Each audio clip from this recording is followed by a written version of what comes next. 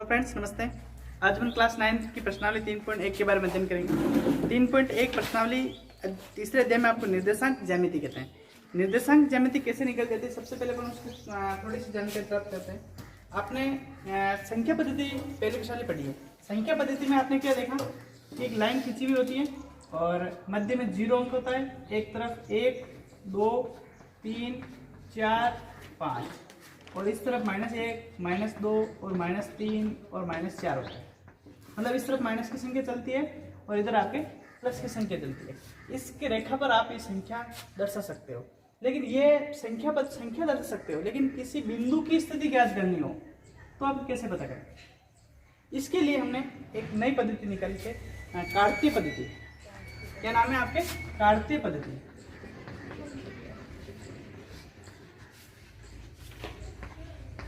कार्तीय पद्धति में क्या होता है कि ये तो इसको आप x अक्ष माना जाता है और जो बीचों बीच एक लाइन और खींच जाती है उसे y अक्ष माना जाता है, और वो भी इसी अक्ष की लाइन की तरह एक तरफ माइनस एक तरफ प्लस चलता है। ये y और यहाँ पर y डैश लिखा जाता है और ये x डैश। अब ये आपका मूल बिंदु प्राप्त हुआ है। ये मूल बिंदु है 1 2 3 4, ये 5 और ये -1 -2 -3 -4 और -5। ये जो मूल बिंदु है इसको 0 0 के रूप में लिखा जाएगा और इसे कहते हैं मूल बिंदु। क्या कहते हैं? मूल बिंदु। अब ये आपके इस तरफ ऊपर की तरफ जाएंगे पर तो प्लस के चिन्ह लगेंगे। 1 2 3 4 5 और नीचे की तरफ माइनस के चिन्ह लगेंगे। -1 -2 -3 -4 -5 और -6। इस रेखा के अनुसार हम क्या कर सकते हैं, किसी भी बिंदु का मान हो। अपन यहाँ कोई बिंदु लगा दिया, यहाँ लगा दिया, 4 बिंदु ले रहा हूं मैं, देखो यहाँ लगा दिया मैंने और एक यहाँ लगा दिया। अब इस बिंदु का मान पता करना है तो सबसे पहले मान पता करने के लिए अपन क्या करते हैं, सबसे पहले x अक्ष का मान देखते हैं। x अक्ष का मान कितना? 3, y का कितना? 3। तो इस बिंदु का मान क्या होगा? पहले x अक्ष का लिखा जाएगा फिर y अक्ष का लिखा जाएगा। 3 3। और ये चीजें आपको ध्यान रखनी। अब देखो यहाँ पर ये में सबसे पहले इसका प्लस का चिन्ह है और इधर भी प्लस है, तो दोनों संख्या प्लस प्लस की है। तो ये आपका पहला चतुर्थांश होगा, चतुर्थांश। अब ये दूसरा, ये बिंदु मैंने लगाया है। अब इस बिंदु को देखो, -3 की स्वीप में आ रहा है और ये 3 है। तो देखो सबसे पहले x अक्ष लिखना होगा, तो आप क्या लिखोगे? -3 और फिर आपके y का 3 आएगा, तो 3 3। अब देखो इसमें प्लस माइनस देखा जाए तो सबसे पहले संख्या किसकी आ रही है? x अक्ष को ही गिना जाएगा। ऐसा नहीं कि इस y अक्ष को गिन लो आप। x अक्ष को पहले लिखते हैं माइनस और फिर आपकी संख्या प्लस आएगी। तो ये आपका दूसरा चतुर्थांश है, चतुर्थांश। अब आपका तीसरा बिंदु, पहले x अक्ष की संख्या लिखनी है -4 और ये -2। अब ये कौन सा चतुर्थांश है? वो आपका फर्स्ट सेकंड थर्ड वामावर्त चलता है, ये तीसरा चतुर्थांश है।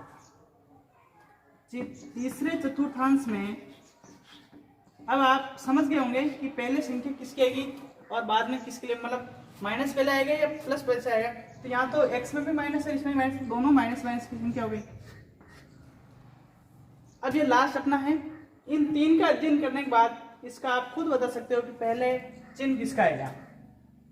ये प्लस का चिन्ह है, इधर माइनस का है, क्योंकि x अक्ष पहले है, ये माइनस है। इस बिंदु का मान कितना होगा? 2 -3। और आपका कौन सा चतुर्थांश हुआ? चौथा।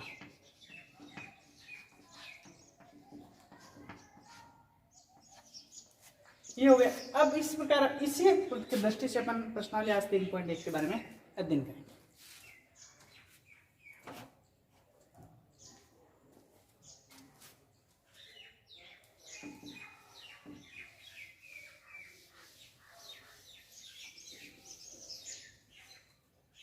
प्रश्नावली 3.1 में पहला सवाल दे रखा है, एक अन्य व्यक्ति को आप अपने अध्ययन मेज पर रखे लेबल टेबल लैंप की स्थिति किस तरह बताएंगे। सबसे पहले आप एक समतल बनाओगे, ये आपका टेबल है, टेबल का ऊपर वाला बनाएंगे, लेकिन टेबल पूरा बना रहा हूँ मैं। ऊपर जो आप डेस्क होती है, इस डेस्क बिल्कुल समतल इसी तरह होती है। यहाँ पर इसका आपका लैंप पड़ा हुआ है, ठीक है। अब यहाँ पर लैंप पड़ा हुआ है, तो मैं यदि किसी स्टूडेंट को पूछता हूँ तो क्या कहेगा, ये आपकी उत्तर दिशा है, ये दक्षिण है, और ये पूर्व है, और ये पश्चिम।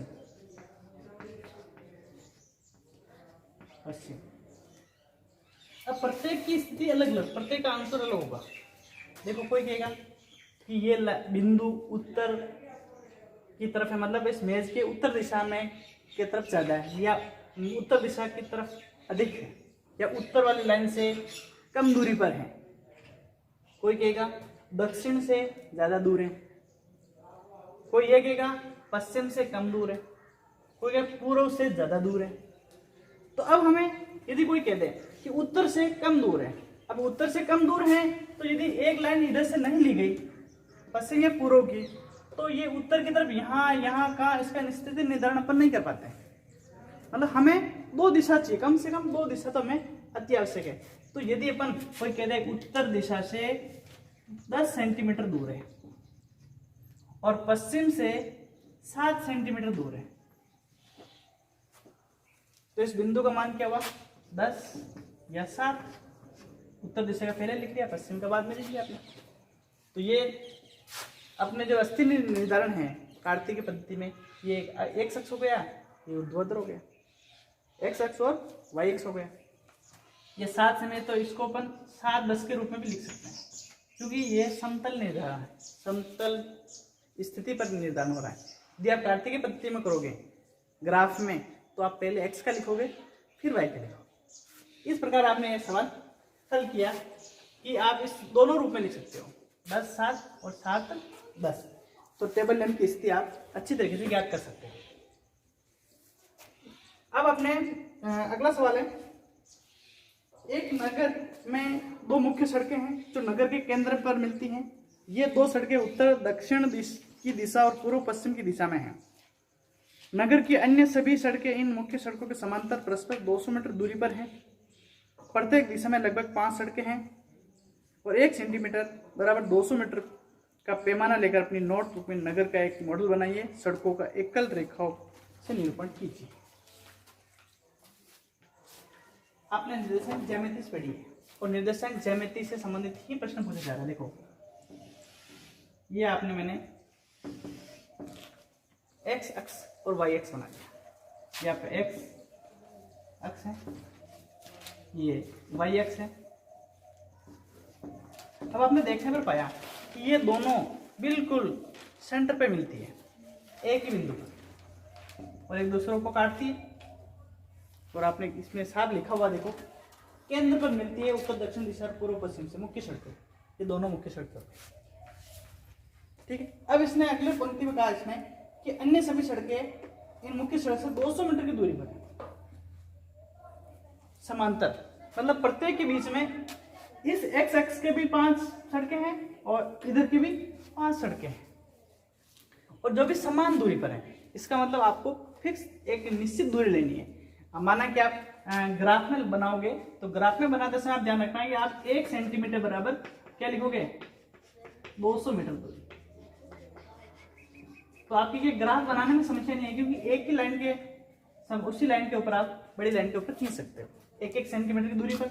तो यहाँ आपने अब देखो, ये आपका उत्तर हो गया, ये आपका दक्षिण हो गया, ये आपका पूर्व हो गया, ये पश्चिम हो गया। अब सबसे पहले इसने कहा है कि उत्तर और दक्षिण की 5 लाइनें हैं। तो इस एक्स अक्ष के समांतर आप 5 लाइनें, 1, 2 और 2 ही नीचे खींचिए।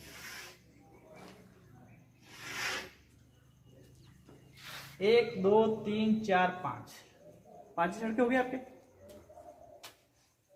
तो ये पूर्व से पश्चिम है, तो 1, 2, 3, 4 और ये 5। अब है उत्तर से दक्षिण, इसके आप बराबर खींच सकते हो।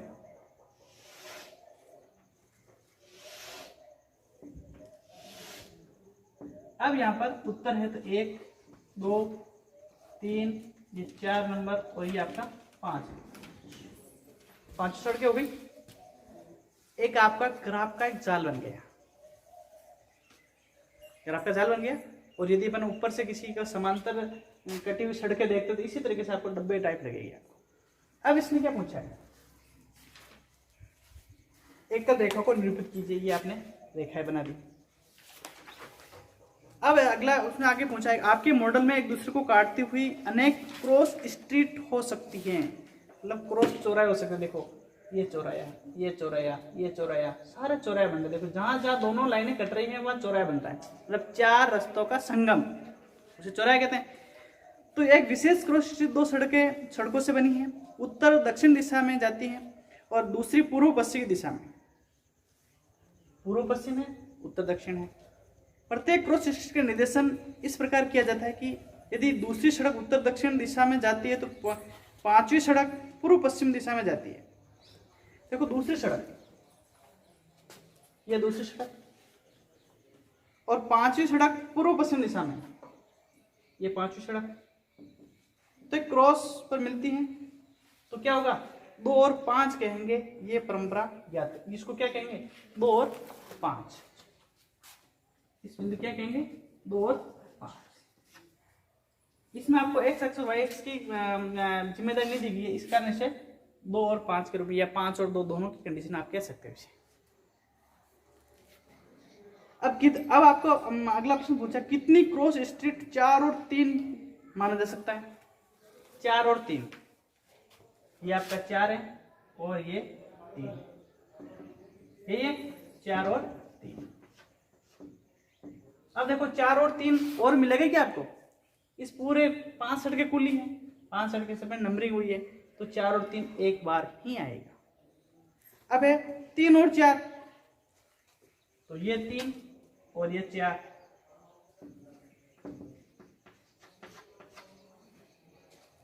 तो इस तरह से आपने बिंदु दर्शन कर लिए हैं और ये आपका 3.1 प्रश्नावली पूरी हुई है। इस प्रकार आप अपने क्वेश्चन को पूरा किया है, देखते रहिए और इस प्रकार सीखते रहिए। Thank you very much.